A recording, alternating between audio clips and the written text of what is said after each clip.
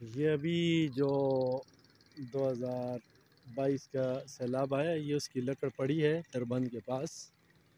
देखें, ये काम की नहीं है, ज़रूर जलाने के काबिल है, बाकी किसी काम की नहीं है।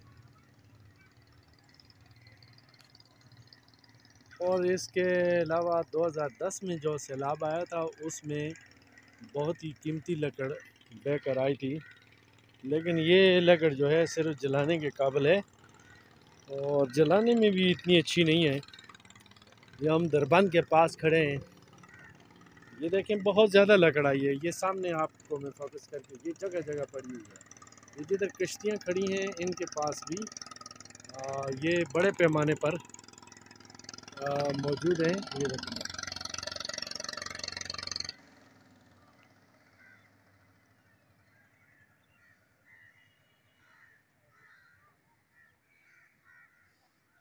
तो ये कोहस्तान और ये पीछे जितना इलाका है उससे ये बहकर दरबंद तक पहुंची हैं।